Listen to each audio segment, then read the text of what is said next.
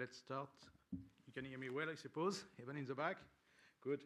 Well, not so many people. It's quite early, so thank you for the one who made the effort to come and hear us today, this morning. It's the last day of conference, we know, but I'm sure other people will join during our session. So welcome to this session on safety of all road users. So it's really a session on road safety, research and innovation. So I'm Patrick Mercier-Handisyde, working in the European Commission, responsible, among other things, of road safety research activities, together with my colleague Anka Pasqua, within the room as well, who is responsible of following all the projects. So it's a big challenge that she has. And just to start, I wanted to inform you that we have just produced a nice brochure on road safety research and innovation activities that you can find on the Commission stand, or when you can find, in a glance, a summary on the links to all the projects we have financed under Horizon 2020. So, having said that, I wanted to tell you and to put in the context of the road safety policy, our research activities. As you know very well, it's at the heart of our transport policy, and in particular in the so-called Sustainable and Smart Mobility Strategy, which had been released 1.5 years ago, in particular with the so-called Vision Zero on transport safety. And as such, research and innovation is indeed a key instrument to support this Vision Zero strategy and to aiming at drastically reducing accidents and the number of transport accidents in our roads, but also the incidents and the fatalities toward the EU long-term vision of close to 0 fatalities by 2050. But also around that, to increase the resilience of the transport system as a whole. Today, we will have 3 interesting projects that will be presented from Horizon 2020. Some are finished, some not. They will present today 3 projects. The first one is Virtual, second one Hydrin, and third one Panacea. You have to know that in total, in Horizon 2020, we have financed more than 20 projects on road safety for a total funding of 100 million euros. Having said that, I will not go too long, and I will introduce directly the first project presentation, which is Virtual, Open Access Virtual Testing Protocols for Enhanced Road User Safety. This project is resulting from the Horizon 20 call topic from 2007 on protection of road users in all crashes. You have to note that in addition to this project, 2 other projects were funded, Pioneers and Oscar. And today, we are pleased to welcome Professor Astrid Linder, who is the coordinator of the Virtual project. She's also Professor of Traffic Safety at RWTH in Sweden, responsible for the development of research in the research area of traffic safety and biodynamics. But she's also associate professor in the Chalmers University. So, Astrid, the floor is yours. Thank you very much, and thank you for the introduction. Just a question, can you see, or should we move a little bit? It's okay? Yeah, okay. And good morning, everybody. So I will tell you about the virtual project, which we have just recently ended.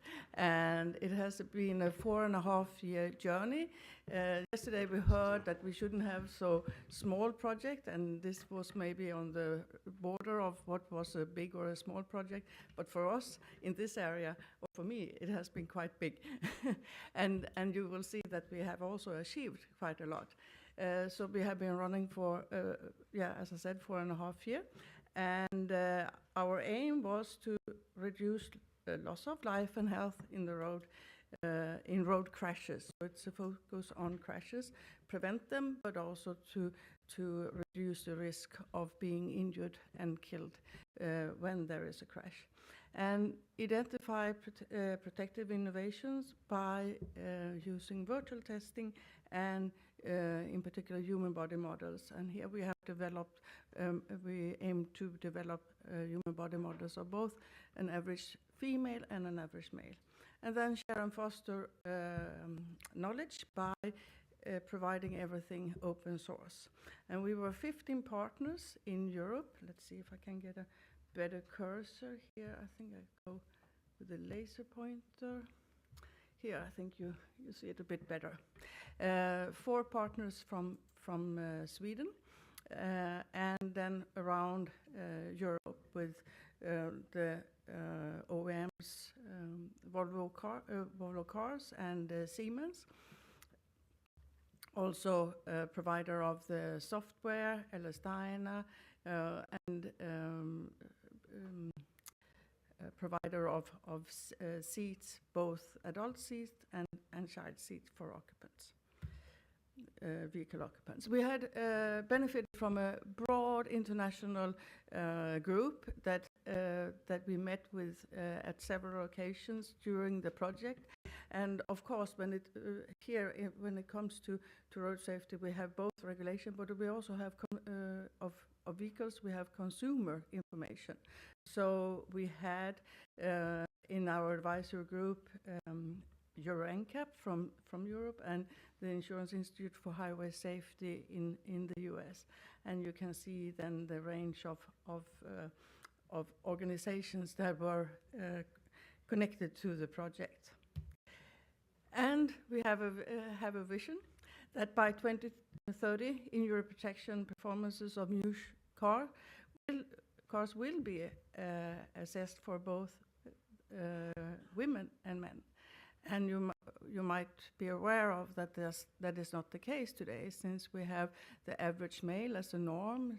He is also the one that is required to be used in the UNECE testing, and therefore also, of course, the model that is used by the industry.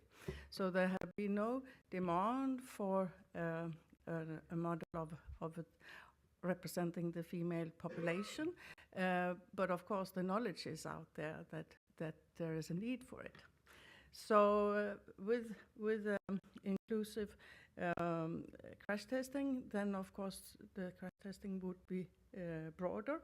Then we also identify the innovation protection performances that work the best for the whole population, and by that also provide a more robust safety performances. So this is how we described in the description of work what we aim to do. Here we have the human body models, and in gray here you see what did exist when we wrote the proposal. And you see that we didn't have any open source models. You also see that we didn't have, we had male models, but no average female models. You see that we didn't have any standing occupants at all, only seated as occupant, and that went from both males and females. And we also looked at standing occupant in public transport, and not only as bicyclists, but pedestrian, but also as bicyclists. And then there was a need for features when you are doing these simulations. And you can see here both structures of vehicles and different seats. And on this side, then you see what we have done in the project. So we have created the Viva Plus models of an average female, average male, as pedestrians, and all a lot of features that you need for doing the simulations, and then also as a standing occupant. Just to show you, I often get a question, what is the difference between the males and the females? And of course it depends on what you aim at assessing and what aspects. But here you see the difference in proportion, like in height in particular, but also in width. And here you see two of them side by side. What we also did for the low severity or impact test was scenario was to have also physical models that corresponded to our virtual models, but also to be used for the evaluation of seats. So we call them seat evaluation tools of an average female and an average male. And here you see, when we're now digging into the seat, then you see the differences in contours, which are of course of importance when we interact with the seat in a re-impact and you can see typically here with women having broader hips and more narrow shoulder than the male. And here should be some simulations. Let's see if I can get this to work.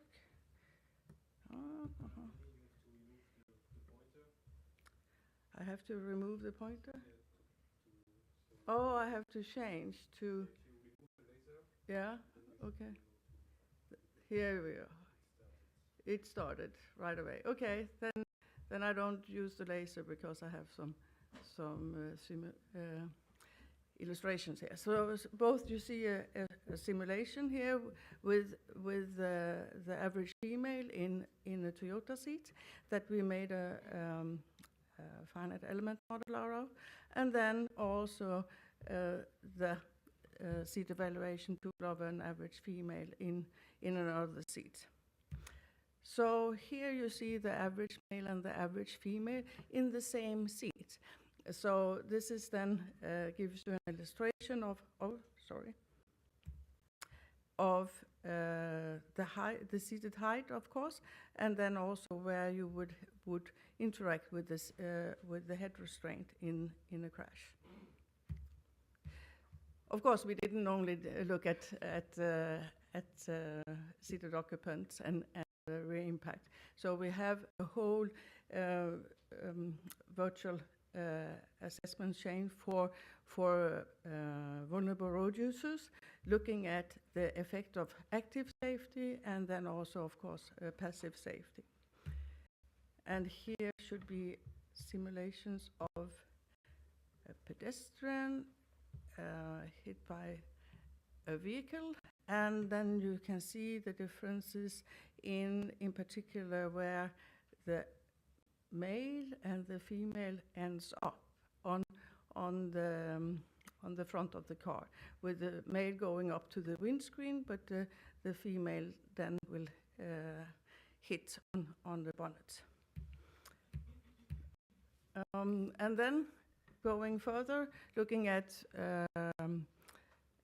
public transport, here we had the tram provider Siemens, and looking at different contours and designs, how we could minimize the risk of the pedestrian being injured in a crash.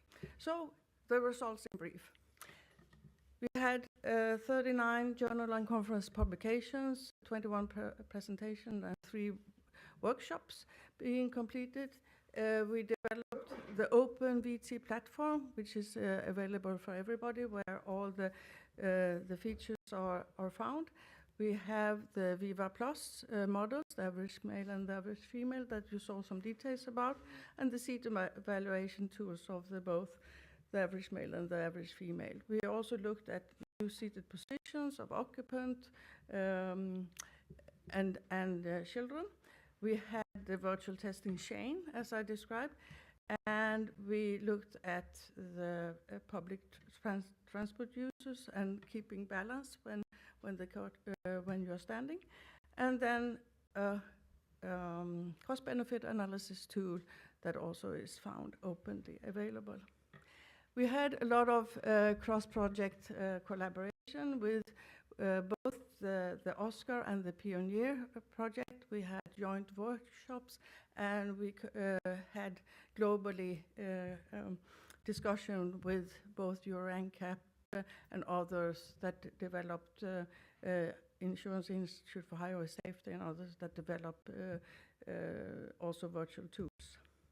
And then on the platform, we already have tools here you see from EuroNCAP, or material from Oscar. So the platform works as not only for our material, but also for others. Then on a few slides on impact. Several of us have been very involved in the work that has been done in the UNECE in an ad hoc group there. And for those of you that are familiar with that there is now a suggestion from the GRSP to form a working group, and the formal decision will be taken early March. So this has been a global activity that has been very important and fruitful. Also in the roadmap for Euro NCAP, virtual testing, assessing safety for both males and females are on the roadmap for 2030. And we have formed an open VT organization where everything should be available after the end of the project and continue to develop. Then there also have been a lot of media attention throughout the project, since we have a very active dissemination partner and provided a lot of material. But just the last half year, the first average female model crash test dummy has caught more than 450 different media things around the world in more than 15 languages, and the highest exposure has been in the US and in Germany. So we have done our best to reach out. So thank you for your attention. Thank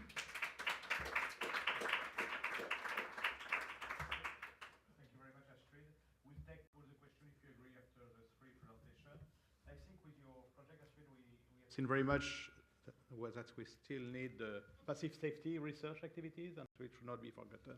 So we invest a lot in automation. I think passive safety linked with active safety, of course, is a key instrument. And I retain also very good result on a female crash test dummy that will be used now, which is important to have also the gender balance when we do safety. It's not only for an average male dummy. So I think it's important for the future. And you have very good also result on links with regulation, which is also important. Thank you. Thank you. And I could comment on particular that because it was very encouraging in the ad hoc group that we have worked in the UNEC, where NHTSA presented their roadmap, and they have. We have, of course, had the dialogue. They have been part of our group, and so they are fully committed now, and also are very active in the UNECE work. So maybe later on in the discussion we could further discuss this international cooperation aspect as well. Thank you very much. Without further ado, I will move to the second speaker, second presentation on the iDreams project. So we'll call Professor Tom Bryce, who is the coordinator of the iDreams project. And he's also head of the road safety research team at the Transportation Research Institute, IMOB, at the Hasselt University in Belgium. iDreams is a project which had launched under Horizon 2018 in the domain of human factors in transport safety. Just to inform you that two other projects were also financed under this call, which are Mediator and Safe Mode. But without further ado, the floor is yours. Thank you, Tom. Okay, good morning, everyone. Thank you, Mr. Chairman, for the introduction. My name is Tom Bryce. I work for Hasselt University. I'm the project coordinator of the iDreams project. iDreams stands for Intelligent Driver Assistance and Monitoring System, and the work is really very much oriented towards the development of a concept called the safety tolerance zone, where we try to estimate what is the actual risk while driving by an operator, and to intervene if necessary in that respect, and to develop interventions within the project that take into account the complex interaction between the driver, the environment, and the vehicle. The project ran from May 2019 and will end in a couple of months from now, and the total budget was 6.3 million euros. To give a brief overview of the project team, so first of all, we have engineering universities and research centers across Europe, Hasselt, the coordinator, the Transportation Research Institute, and then we have universities in Germany, in Slovenia, in UK, in Greece and in the Netherlands, and also KFV in Austria. The consortium also consisted of a series of companies or ICT groups assisting in the development of technology or the integration of existing technology in the project. DriveSim Solutions, a Belgian company oriented very much towards driving simulator development, who assisted in part of the simulations that we carried out. I will briefly talk about that a bit later. Barraqueiro Transportes, which is a Portuguese bus coach operator who was involved in the operational trials, the field trials that we carried out in different countries. O7, an app-based telematics provider. And then CardioID, a Portuguese company as well, focusing on extracting from cardiac data indicators for sleepiness. And then we had also, of course, a couple of partners, representative bodies like POLIS and ETSC. So what were the project objectives and how did we address these objectives in the project? So one of the challenges was to better understand the factors influencing human performance when controlling a vehicle. And we used a series of instruments for that, based on surveys on the one hand, but also technology that was implemented in the vehicle, including wearables as well. Secondly, this idea of the safety tolerance zone, which I will briefly talk about in a moment, which actually is a monitoring and intervention system that continuously evaluates the position of the driver within a so-called safety envelope or safety tolerance zone, and then determines if interventions are necessary or not. Thirdly, we, of course, tested, first of all, developed and implemented the technology and then tested it in different EU countries. So before going to field tests, we carried out several tests in driving simulators to evaluate a prototype of the developed system, to get first user feedback, and then improve the system before going on the real field trial. That field trial was carried out in 5 countries and across 4 transport modes. I will talk about that in a moment. Another challenge was to develop markers of successful and degraded human performance. So we do a lot of sensor data collection and fusion, and then driver style profiling and scoring based on that. And that also actually helps indeed to determine both in the vehicle but also after a trip if interventions are necessary towards the driver. So an important aspect actually of the project is not only the real-time interventions in the vehicle but also what we call post-trip interventions. So we see a lot of technology, of course, with vehicle automation appearing in vehicles, but then after the trip there is a lot of information available typically about driving behavior that can also be used to coach drivers towards safer driving behavior. So we developed a driver app.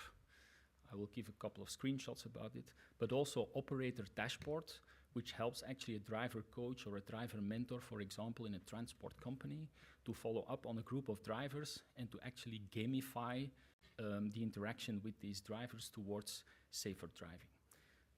And since we also wanted to go one step further in terms of implementing the technology, we also developed exploitation plans so that industrial players or ICT companies can use the results of the project later on to go to the market.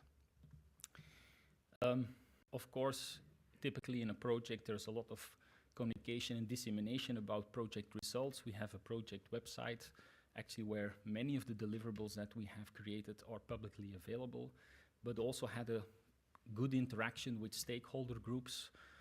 We had an expert advisory panel, but also user advisory panel who assisted us in the development stages and implementation of the technology. And finally, a gender aspect where, of course, we also wanted to include a good balance between male and female drivers, for example, in our field trials, but also they were involved in the development stages as well.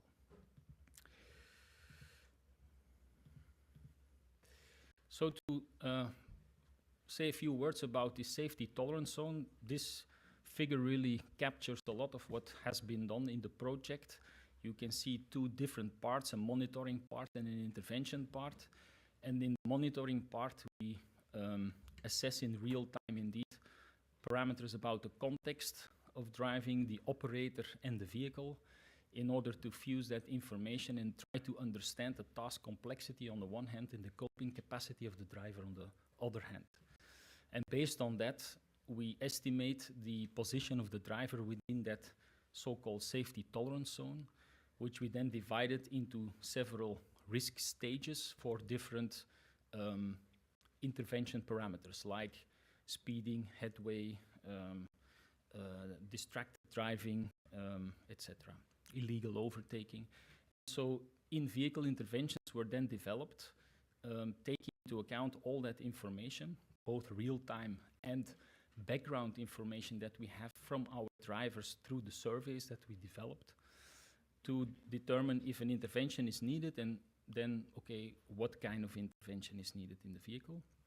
But as I said, the post-trip part, the post-trip intervention part, is also a very important aspect of the project, where the driver actually can see all the results on his personal app. He can actually take up goals that are set by a driver coach, for example, and he can see his development towards achieving those goals. And then the app, the web platform, of course, is the instrument for the driver coach to follow up and initiate that process. Some of the important results of the project are, of course, a whole set of methodologies and tools to measure this operator capacity and task complexity, and to develop where the driver is positioned within that safety tolerance zone envelope. A series of intervention tools and support tools that we developed, so technology really, the app, the gamified platform, e-learning components that were integrated into the app. I will talk about that a bit later. But also a human factors database. We collected millions of kilometers of driving data and many thousands of hours of driving. And all that information, of course, is collected together in a database, for which we will make available certain anonymized parts for future research as well. We have the exploitation plans to commercialize the technology that was developed. And finally, we have a couple of policy recommendations for transport companies, for authorities, how they can implement the results from the iDreams project. From a technological point of view, one of the central components that were developed in the project is this black box that you see centered in the screen here, which really is a very powerful instrument that collects data from different sensors through Bluetooth, through direct wired connections, for example, with a Mobileye installed in the vehicle. It collects GPS data, accelerometer data, gyroscope data, is able to connect, for example, for driver identification or eco-driving parameters through the FMS interface of a bus or a truck, for example, is able to connect to an intervention display that presents assistance to the driver in real time.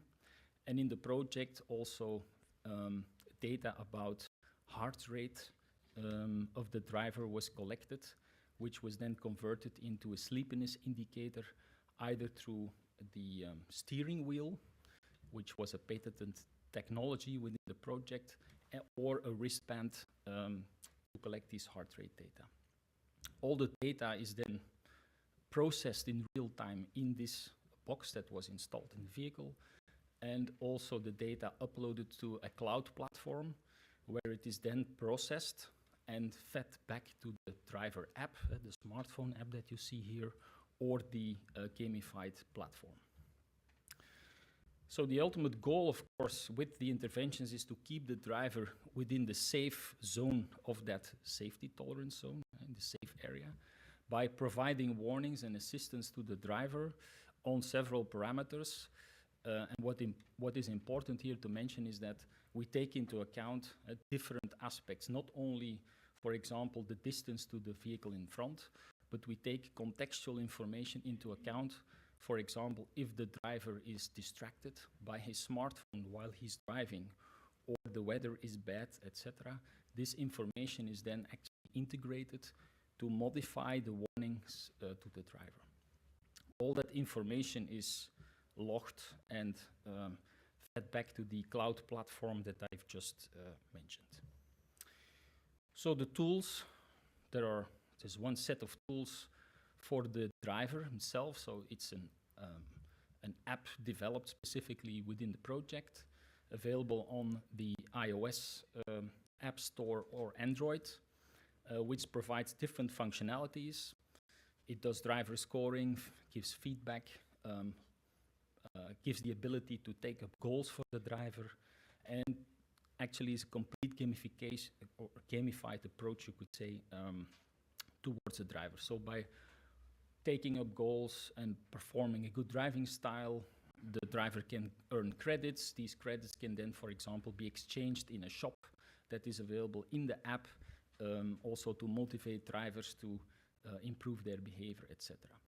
On the right-hand side, there is the gamified platform, which is mainly the instrument for the driver coach or driver mentor, for example, in a transport company, where he can follow up upon a group of drivers and also can initiate goals and set up the gamification parameterization, you could say, of the system.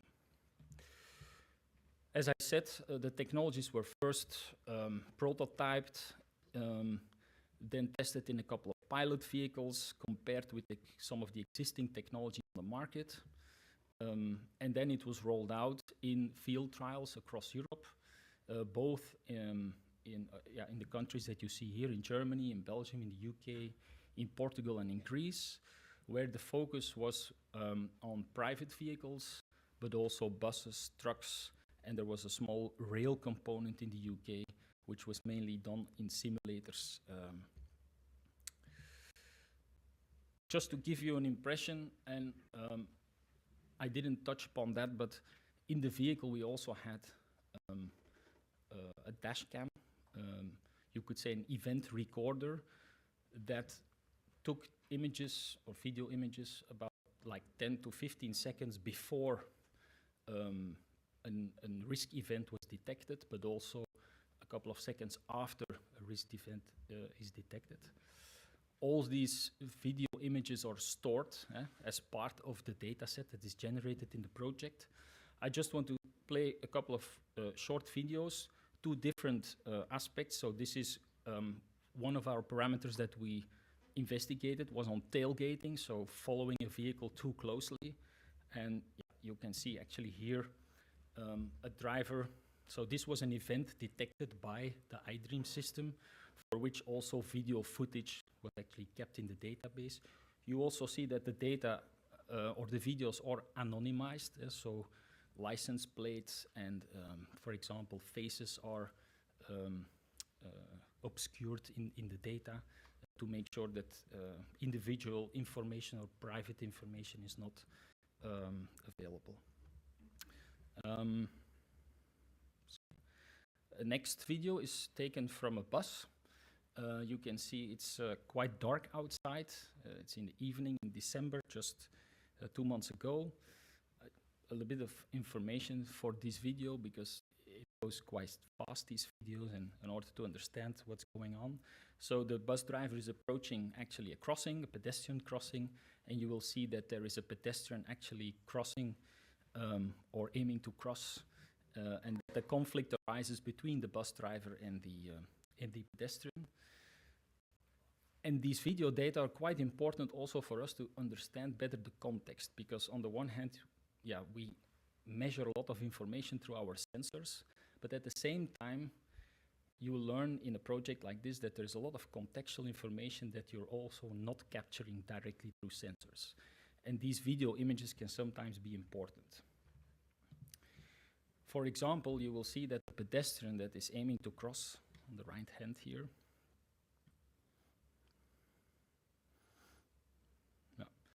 So this was an actual collision with a pedestrian.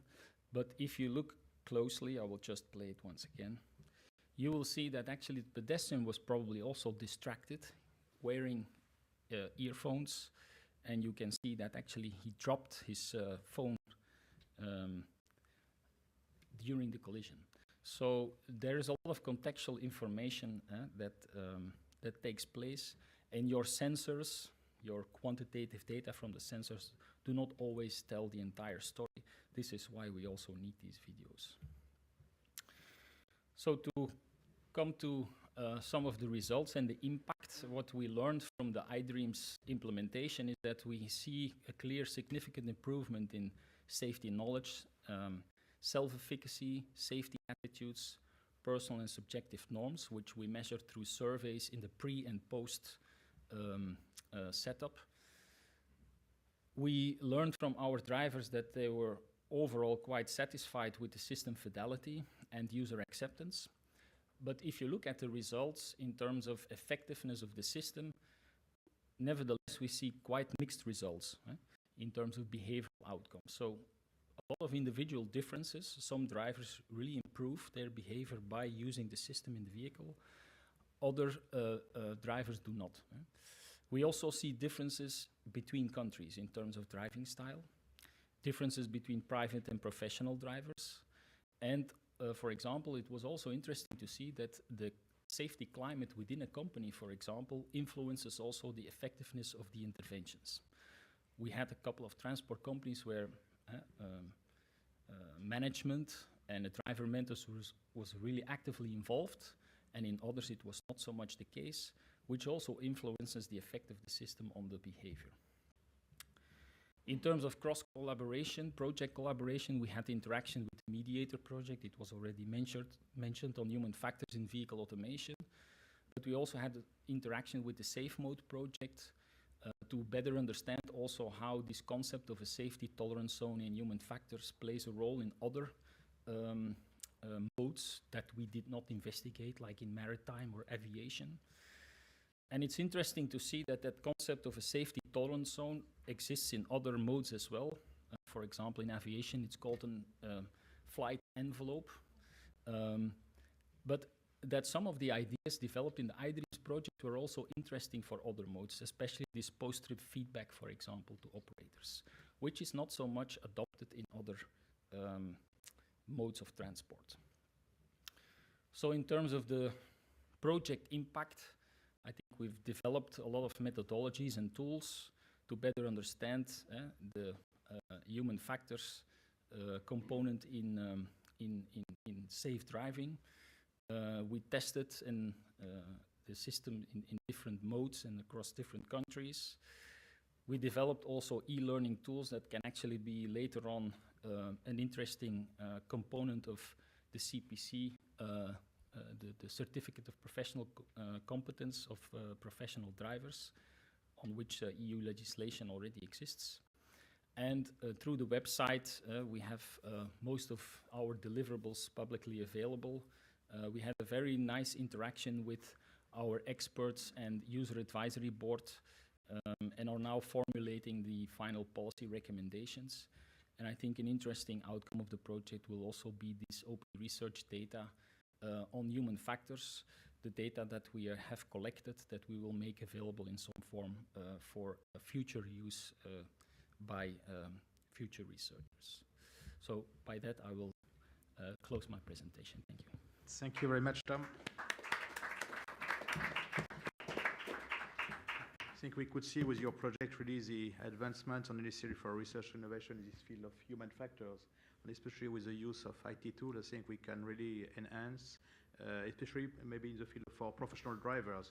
A lot of things could be done and continue to be done. And we hope that the tools you have developed can be further used and developed. Thank you very much.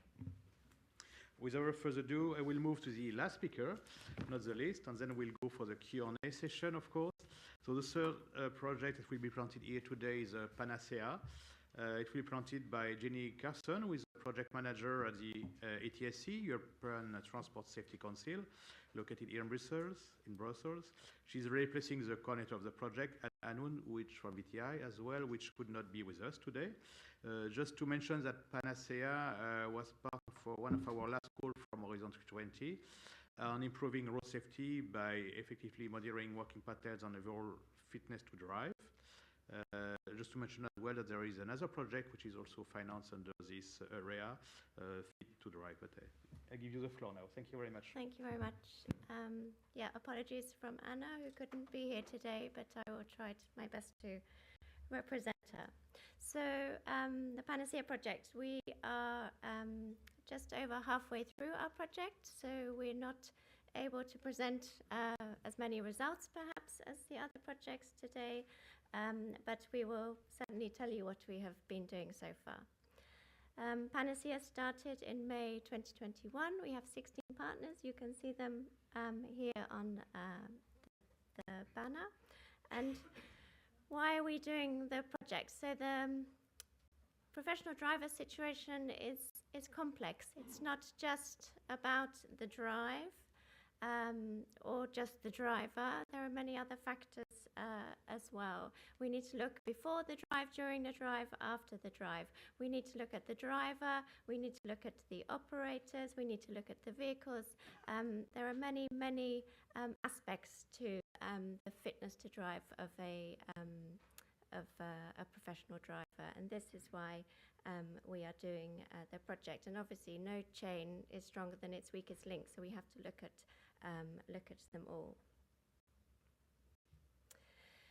Within the PANACEA project, so we're looking at tools to improve the fitness to drive of professional drivers. And in terms of the sensors that we're going to use within the project, you can see here the ones that we have chosen. We are going to be detecting alcohol, drugs, stress, fatigue, and distraction. And these are the sensors that we have chosen to use and integrate into the PANACEA system. So we have alcohol detection from Sensor, which will be both a wall in the car and tested on the roadside by the police. Backtrack Skin also detects alcohol. Drugs will be tested by a LATAT system. VTI have developed a model to predict fatigue. Stress will be measured by a system developed by AIT, which also produces a countermeasure. Fatigue and inattention by systems developed by DATIC and VIF. Mind Thought system by Deep Blue, and glasses by Optalert. So these are the sensors. This is in essence the hardware that we are going to be using within our project. Obviously, the data from that hardware has to go into something, and this is really what we have been working on hard in this first stage of our project. So this is the system architecture, the platform, and the different layers that will be within it. So this is a lot of what we've been doing so far. The idea then of the PANACEA system is that the data from the sensors goes into the architecture, the system, and then we also issue countermeasures. So it's not just about measuring the fitness to drive, it's also about addressing it with a countermeasure. And here, as I said at the beginning, it's not just about during the drive, it's also before the drive, and longer term as well. So we have, for instance, here tactically, the sort of not during their shift, we can provide the driver with a fatigue report. We can look longer term, more strategically by providing them with a fatigue questionnaire, which helps to sort of contextualize their fatigue and raise any concerns with the operator. And then operationally, so during the drive, we have a stress management countermeasure, which tries to help them, which recognizes high levels of stress and then tries to help them reduce the stress. We also have countermeasures aimed at the operator, some here dealing with drugs, obviously informing the operator of a positive test, and here we're talking about licit drugs. And then supporting the operator to talk with the driver and to manage that drug use. Again, we have a fatigue alert also aimed at the operator to, if their fatigue is too much, then they will be alerted and the driver may have to stop. And then a longer term one to look in general at fatigue of the drivers and to talk with them and to manage fatigue more generally as well.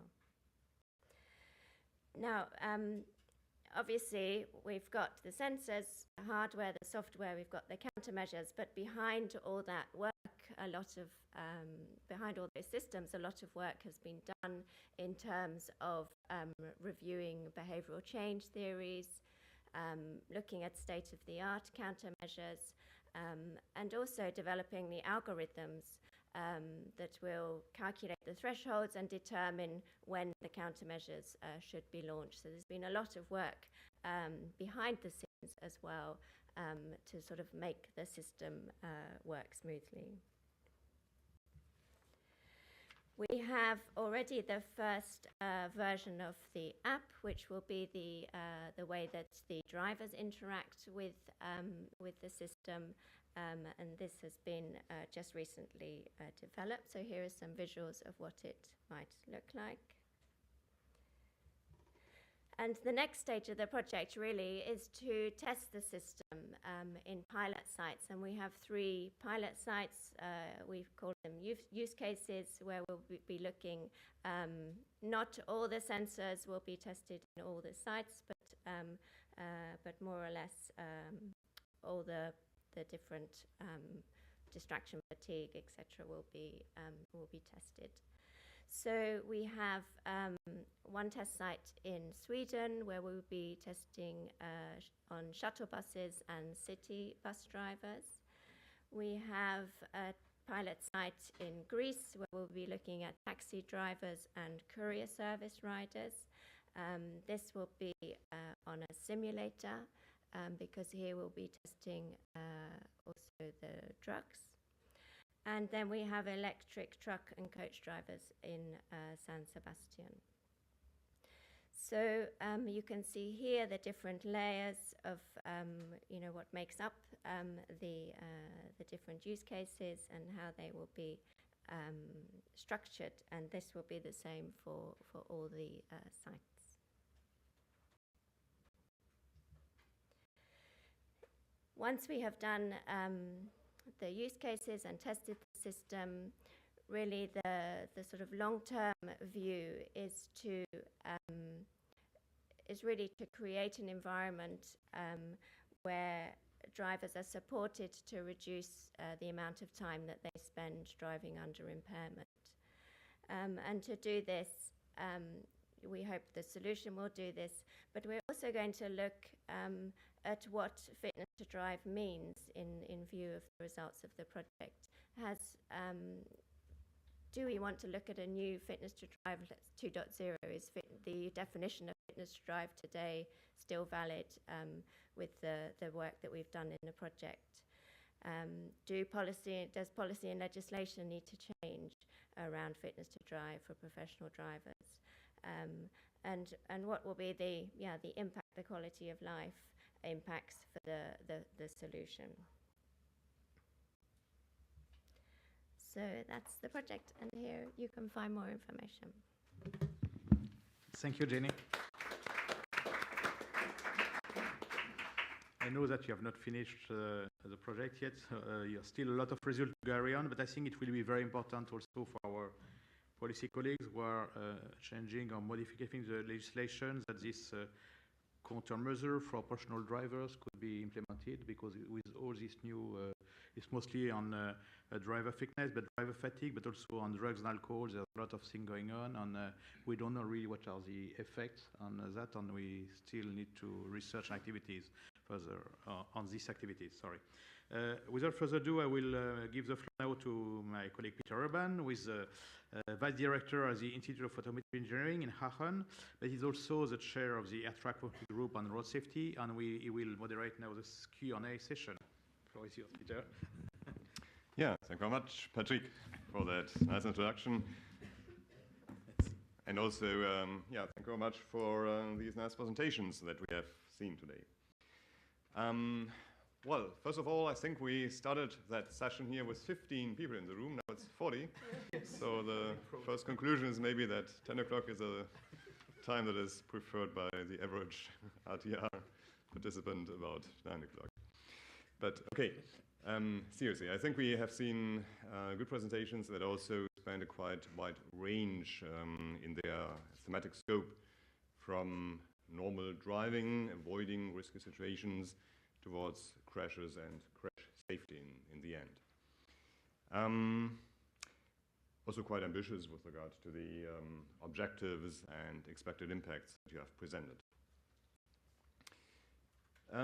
Human factors is indeed quite a broad concept, and we are talking about things like driving styles, about fatigue, as you mentioned, stress, and finally there's issues like distraction. Both PANACEA and also iDreams are working on that.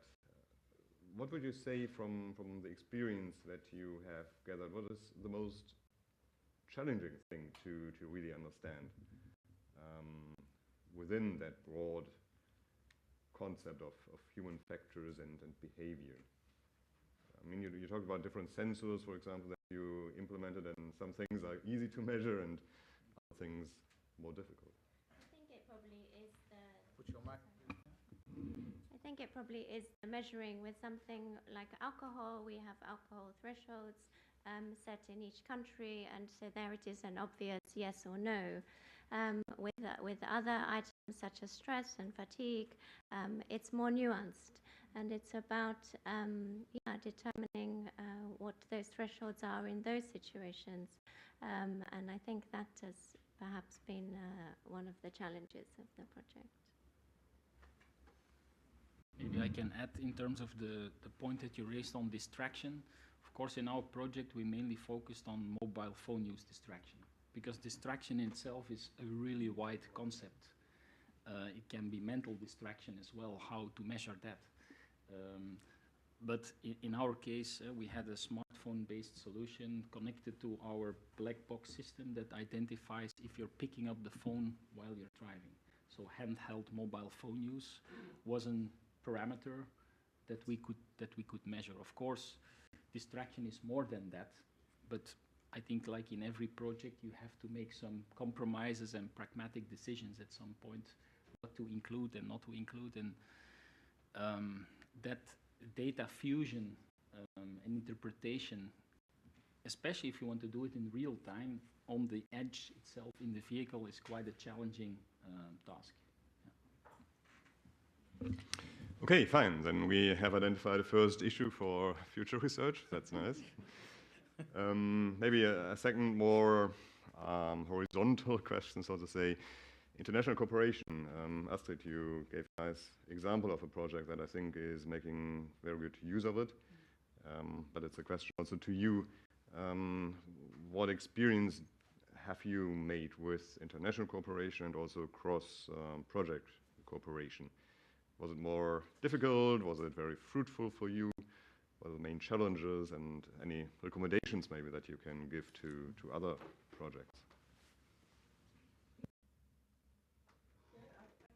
Yeah. First of all, I think it's really, really good that we are encouraged to work together, because we have all competed for the same call text. So we have a lot in common. And we have benefited from it enormously in the project. I gave you some examples, but also it broadens the interaction, and the European Peace Project, that projects that have similarities work together and are encouraged to do it, and it's so you get like this really, for not a lot of additional effort, you get a lot. But then, of course, reaching out internationally, globally, is also really, really beneficial when you have a project running, because you have activities and you can invite and you can be open and you're sharing. So I think that is one of the really, really fantastic possibilities with a project like this.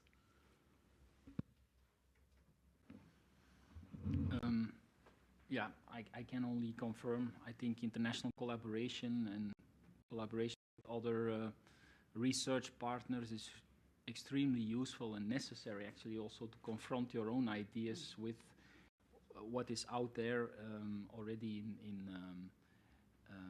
in other organizations. Of course, only 6 months after our project started, COVID hit, and this international collaboration was more difficult in some sense, because we were all forced to stay at home and have online meetings. And I think what we kind of missed a bit in the project is this ability to physically interact with people like we're doing today. I think we solved that quite well, and we also had an expert advisory board consisting of members from Australia, USA, etc., which were really very interactive and cooperating what we were doing. But in some sense, yes, we planned for more physical meetings, and I think spending some time together, even over a dinner or a drink in the evening, gets you more ideas than sitting together for a couple of hours during an online meeting, which is quite narrow. Yeah, I think I would echo what's been said already. Within the project, obviously, the collaboration within the different partners, we have a lot of different sensors, a lot of different hardwares that all have to be integrated into the one system, and that requires quite intense collaboration together. So that's been really good. I can't speak of the other partners in the project in terms of their international collaboration, but we also have an external advisory board with members from the US, Australia. So we've really managed to gain to sort of plug into their knowledge as well in terms of state of the art and what's happening beyond our borders. So that's been a really valuable part of the project as well. I could add one detail. I think it's very beneficial if you spend some time initially to try to identify other activities around the world that is ongoing, because then you know that you have things in common. Of course, you have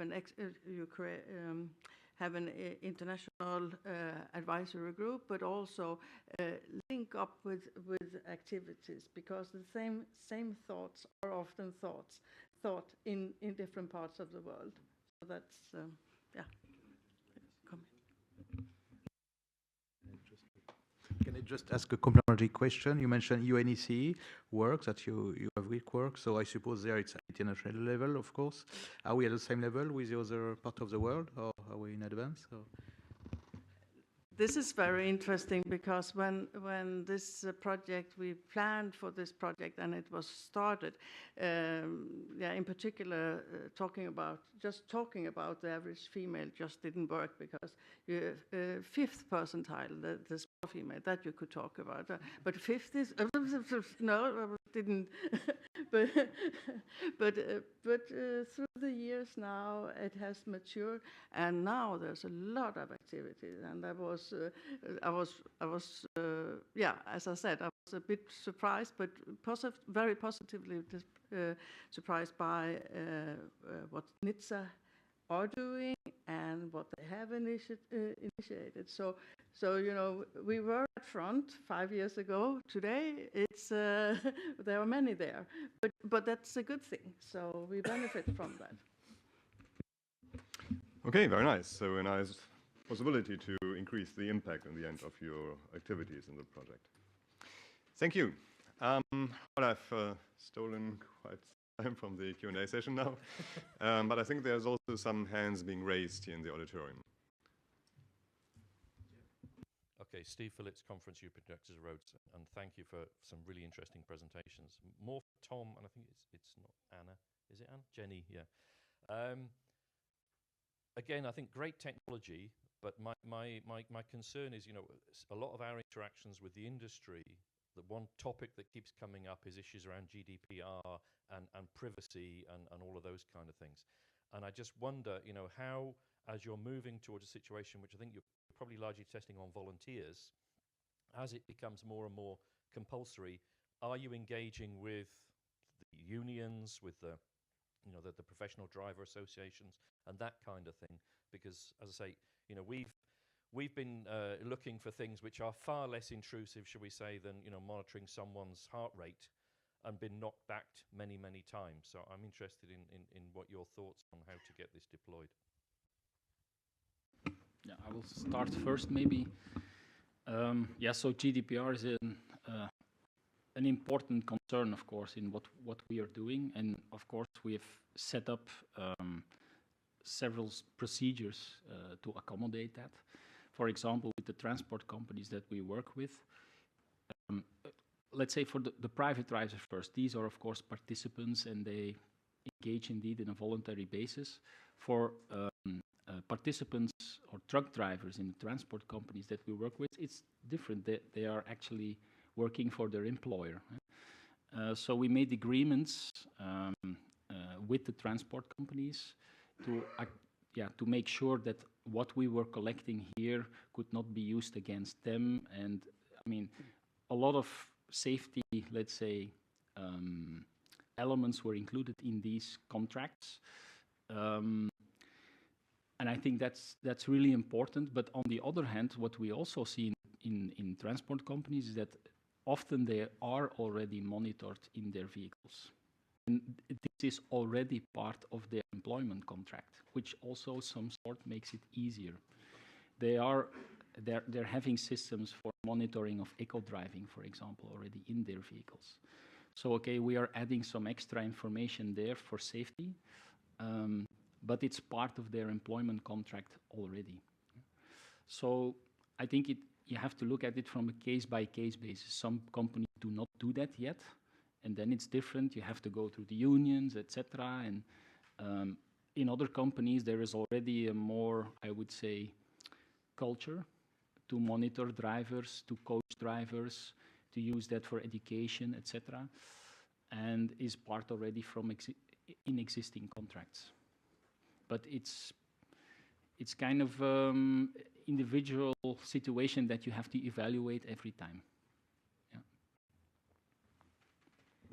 I'm afraid I'm not that familiar with that part of the project, but I can imagine that, as in iDreams, systems have been put in place to deal with that. I do know that ethical approval has certainly been sought for each of the use cases, the sites, to ensure that is all in order. But I can get back to you if you want. I can give you more information. Maybe I want to add one more thing about, for example, the fatigue monitoring. You mentioned heart rate data. So we're not actually sending any heart rate data over the cloud or to the employer. We are actually extracting fatigue information from that heart rate data in the vehicle, so it's processed on the edge. And actually, we don't use that heart rate data for any other purpose than that. So what we send over is a fatigue indicator. And that makes it less sensitive, of course. Okay, thank you. I think Ingrid Skogsmo has a question. Hello, I'm Ingrid Skogsmo from VTI. Thanks for 3 super interesting presentations. I'm thinking of yesterday when I was co-chairing a session on acceptance of automated systems. and driver behavior. So it's sort of similar to what you were discussing today. And I was wondering about the acceptance. This was the formalities that we just discussed about privacy and GDPR, but what do they think, the people who use these monitoring systems? When I saw your app there, the question, would you like to play a game or no thanks later or whatever, when you get that type of message in your computer, you just the 10th time it comes up, what is the acceptance? So that is one question. And also this threshold for fatigue that you mentioned, or what is the threshold for yes or no for distraction? Who decides that? Is that sort of an ethical dimension on that? Because we discussed the ethics a lot yesterday as well. So two questions, acceptance and ethical dimension of the threshold. If you have any thoughts on this. Yeah, I think within our project we held also a lot of focus groups before we started to recruit the volunteers for the drivers. So it's a lot about talking to them about the reasons behind the project. Also, I think it's not about sort of making them feel bad. It's about trying to talk to them and making them understand that the system has their best interest at heart, and it's about safety and a lot about talking to them about why we are doing the system and not trying to it's not trying to catch them out. It's about trying to improve the situation for them. So I think a lot of work was done around that, about helping them understand. Whether they will be annoyed by the system, I think we will find out in our case studies. Whether they want, whether they want to engage with to bring their stress down or not, we will find out in our case studies. That's part of the system, I suppose. But I think a lot of work has been done to get them on board, and to get the volunteers on board, and to help them to understand why we are doing it.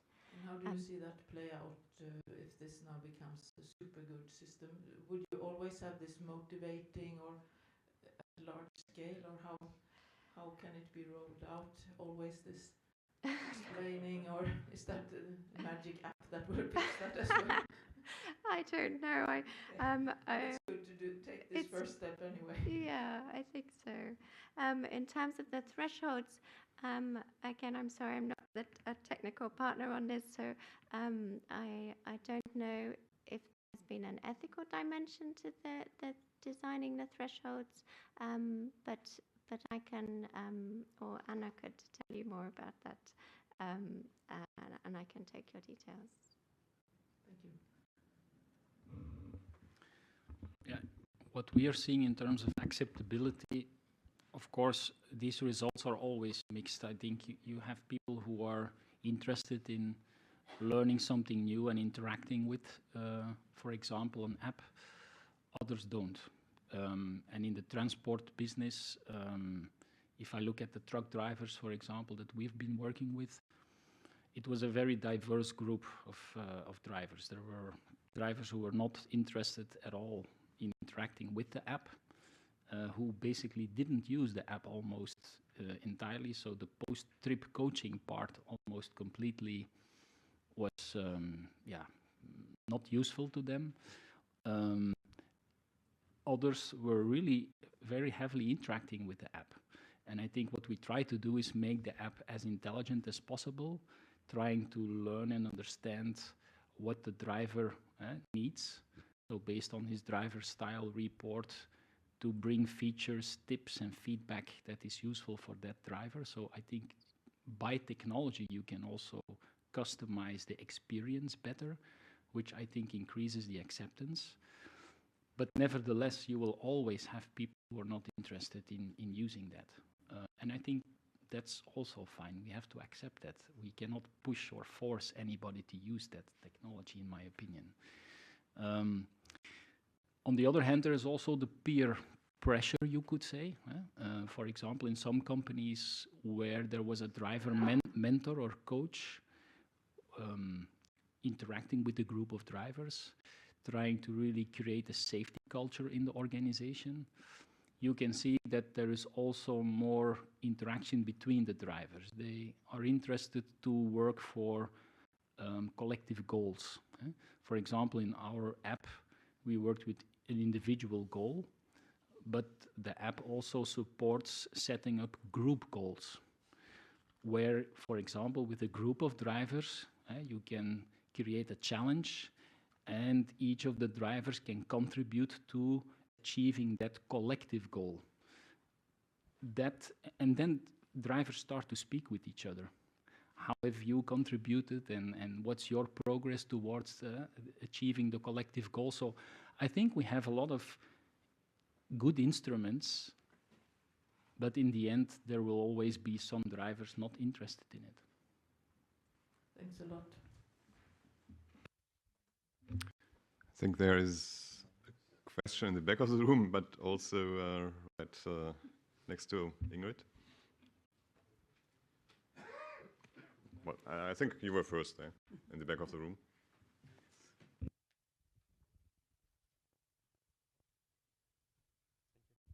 Thank you, Christian from Magna. Question to PANACEA or to the others too.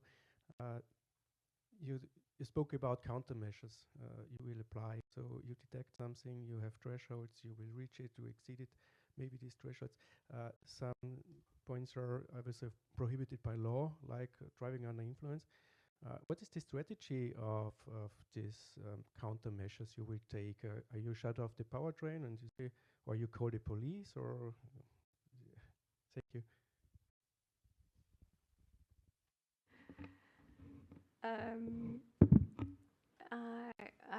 I'm not entirely sure. It depends, I think, also on.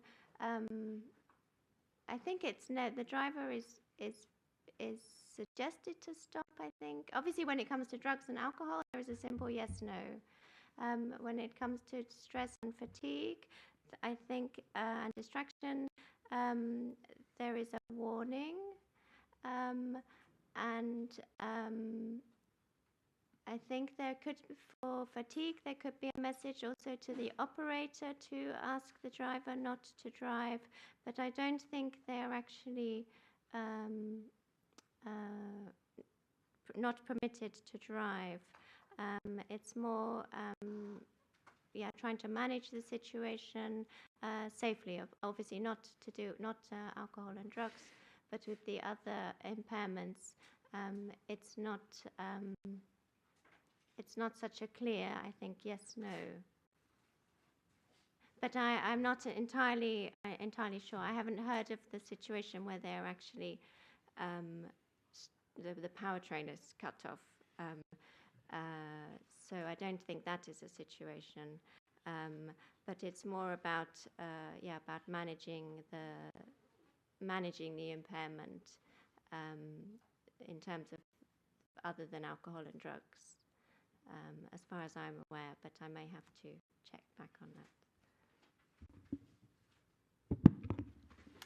We are surely not switching off the engine, that I can tell you. Okay, maybe to even go a step further in a little bit provocative way, how far do we really want to go there? Is that something that you also discussed in your projects? I mean, there is even technical research going on today on measuring brain waves of drivers, which might be interesting to understand if there's distraction or not.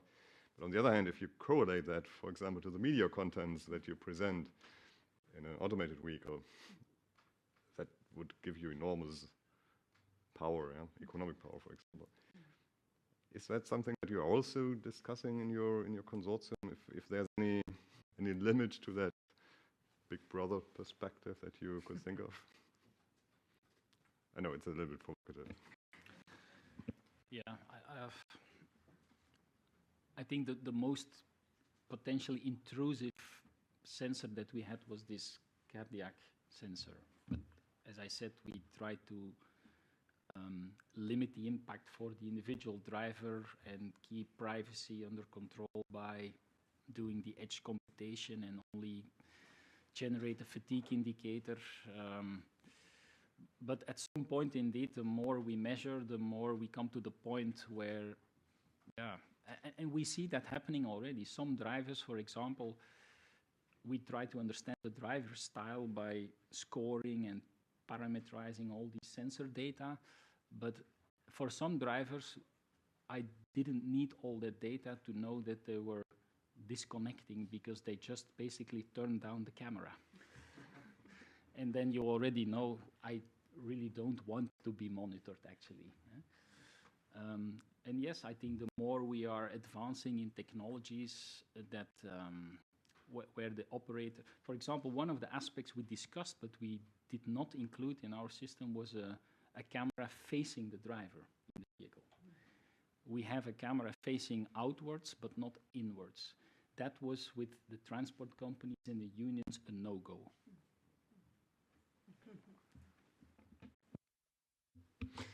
Fine, thank you. I think Magnus, you have a question as well. Yes, thank you. Magnus Granström, Safer Research Center in Gothenburg, Sweden. First a comment, or maybe addition to what you said, Tom, and also from others. I think from the Maybe Safe project, there are quite a lot of interesting results looking at, of course, the nudging principles, but also this kind of coaching. Shell did quite a lot of work on that, and specifically for truck drivers. So I think there's quite a bit of understanding being built there that we can continue on. So just a comment. A question on the, maybe for both iDreams and PANACEA. Are you focusing primarily on the cities?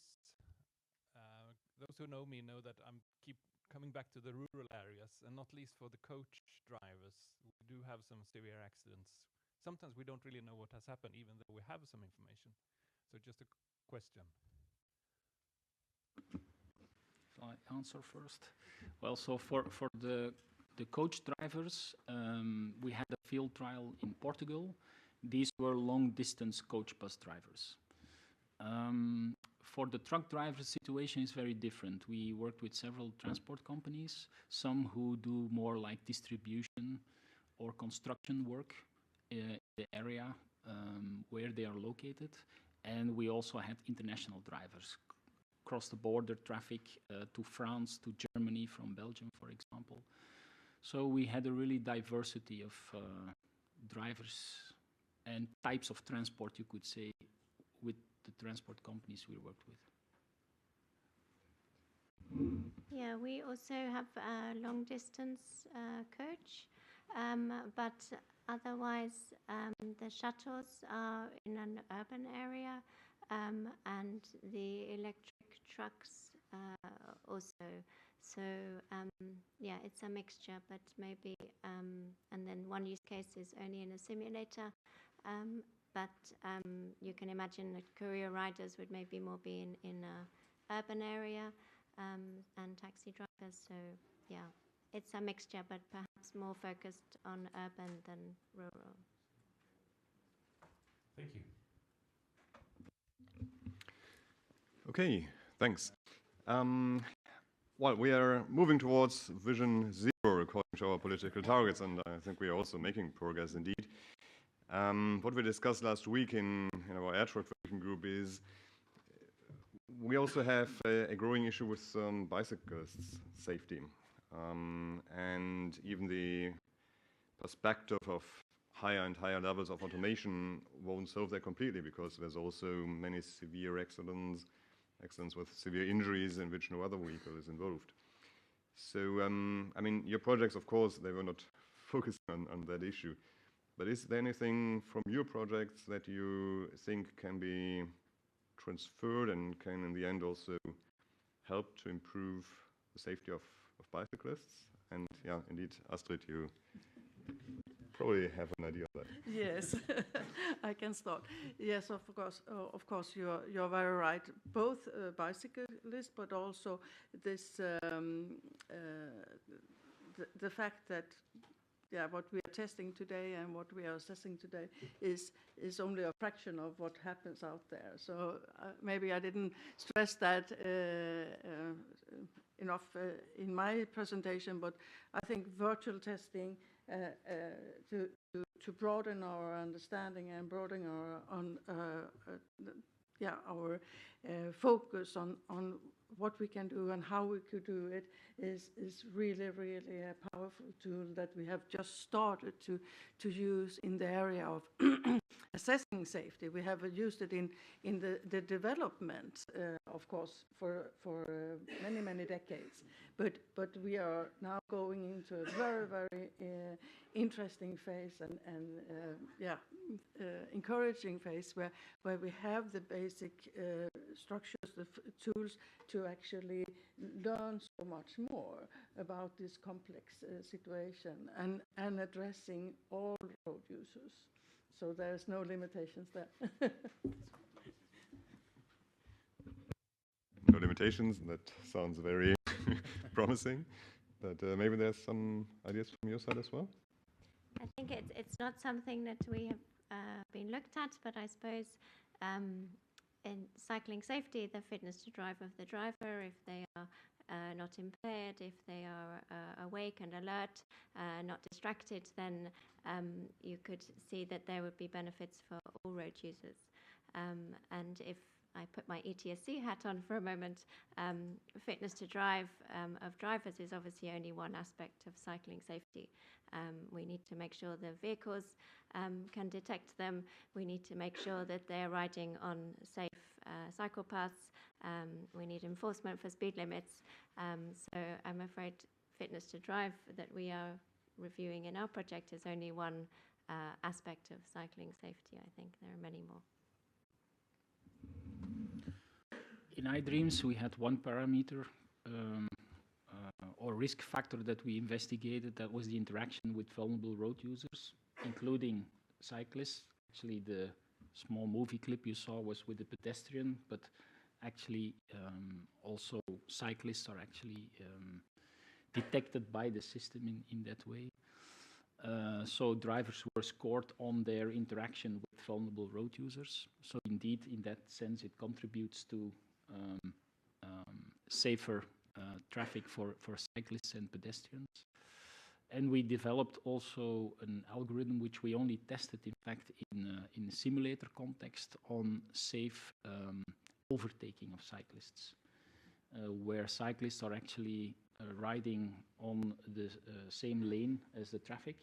So no separated cycle paths, like in urban areas, but also in some rural areas, for example, where there are no cycle paths. We developed this safety tolerance zone concept to assist the driver also in safe overtaking of a cyclist. Okay, another question by Steve. If I may, I'd just like, I think, to follow up on that last one and address it to Ingrid, because I think you made the case that the current dummies and the current testing doesn't reflect the population as a whole, and that needs to be addressed. But if we look at the case of, for example, cyclists, 70% of cycling fatalities are over the age of 50, 50% are over the age of 65. So I guess my question is how do we, in approaching Vision Zero, better reflect that actually there is no average and that many of the fatalities actually have very different characteristics?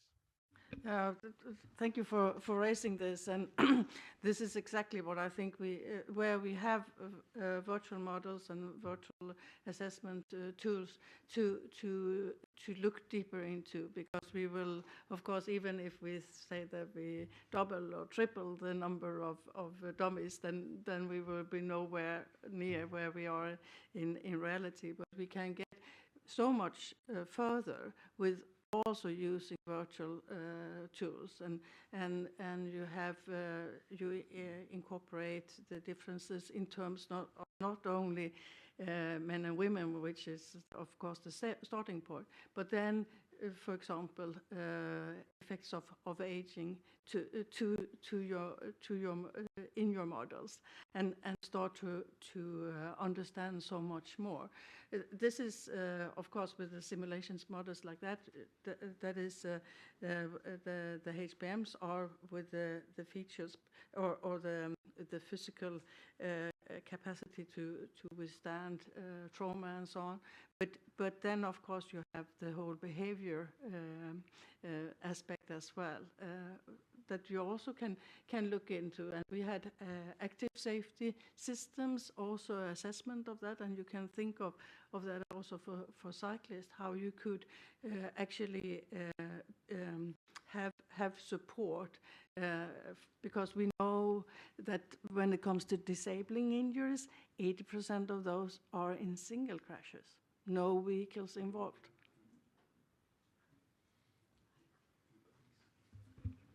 Okay, then maybe a final question, primarily to the both of you, because I think PANACEA has not advanced that far that it would be fair to ask this question. But what is next? I mean, what are the next steps that are needed? Or do you think that the area that you're working on is more or less completely researched? I don't think so, but... Yeah, I can start.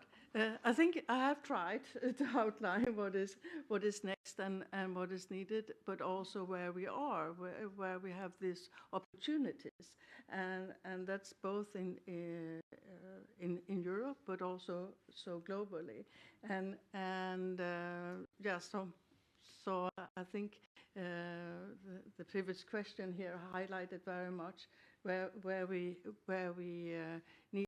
should go, but also, of course, not only addressing fatalities but also disabling injuries, and which we are starting to do. But that is, of course, first we ensure that we are not killed, but we do also lose our health in the road transport system.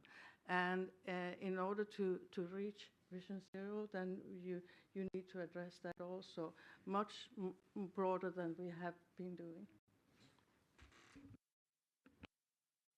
Yeah, from a research perspective, I would say if we look at the drivers who were really not engaged in using these safety interventions, there will always be this group, we just discussed it already, that are very hard to convince in using the more modern safety technologies that are available.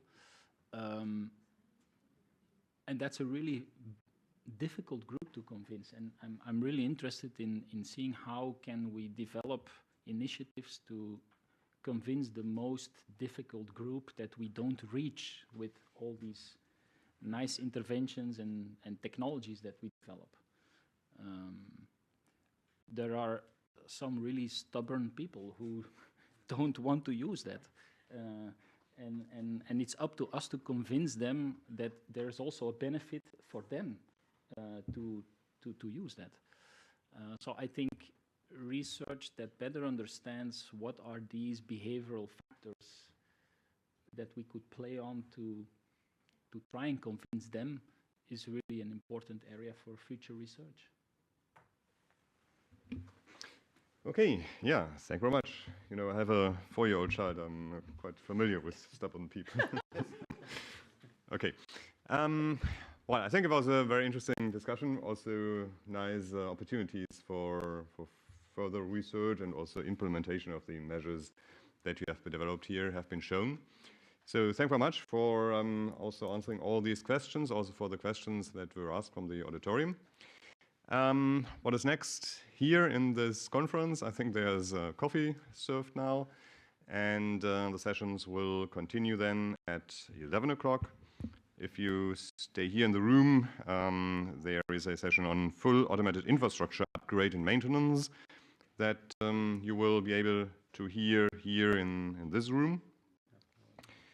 And yeah, if you look at the different stands, I should probably make you aware again of that brochure that Patrick introduced at the beginning of the session when we were just 15 people. nice overview of the road safety research projects financed in Horizon 2020 that you can get at the booth at the stand of the European Commission. Anything to add? Thank you, Peter. Yeah, just a small thing, but at this stand, at each break, we are trying to present other projects which are started at Horizon Europe. We continue, of course, to finance road safety research. And just to mention, I think Oliver lies in the back of the room. He will be in our stand during the coffee break to answer questions around our present his project on TransSafe, which is on road safety in Africa. Thank you.